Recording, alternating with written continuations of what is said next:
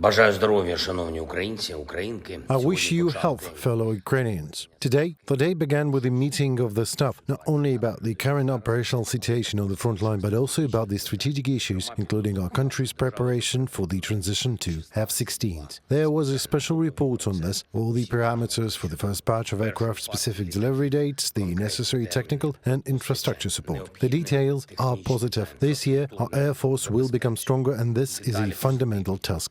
Specifically, this means protection against Russian-guided bombs and new capabilities on the front line in general. Of course, today's meeting also included reports from the Commander-in-Chief Intelligence, the Minister of Defense and other government officials responsible for armaments. Special attention was paid to Avdiivka and the southern areas. Today, I met with representatives of our partner countries, members of the diplomatic corps working in Ukraine. It is very important that in our capital, in our country, normal diplomatic work continues, even routine work between Ukrainian diplomats and foreign representatives, between our institutions and international organizations. And I am grateful to every state, every leader whose representatives are in Ukraine and with Ukraine. This is a testament to faith in our country, respect for Ukrainian people and trust in our strength and ability to achieve Ukrainian goals. We talked, among other things, about the need for clear and principled cooperation for the sake of implementing the peace formula, for greater security for Ukraine and for each of our countries, and for the sake of Ukraine's internal transformation. By the way, we are also working to expand our representation in the world. Last year, we opened new Ukrainian embassies in Africa and generally achieved a high level of interaction with leaders and countries on the African continent. For this year, we aim to increase our engagement and potential for cooperation, particularly in Latin America. Today, I spoke with President of the European Council, Charles Michel. We had a very specific conversation focused primarily on our common interests, the interests of all Europeans. I am grateful to you, Charles, Mr. President, for your absolute constructiveness. First, the situation on the border with Poland is utterly unacceptable. I informed him on the Ukrainian initiative to hold an immediate meeting between the representatives of Ukraine, Poland, as well as the European Commission at the border. I am grateful for the support and willingness to make every effort to safeguard the interests of European security and return the situation to a purely legal framework as soon as possible. It is worth negotiating, and Ukraine's proposals are quite concrete. Second, we discussed with Charles, Mr. President, our efforts towards European integration and the need for the negotiation framework for Ukraine to be approved as soon as possible, approved by the EU member states. The goal is absolutely rational. We can start the negotiation process in the first half of the year, even by June. And this will be the best signal to all those who do not believe in Europe that our unity is really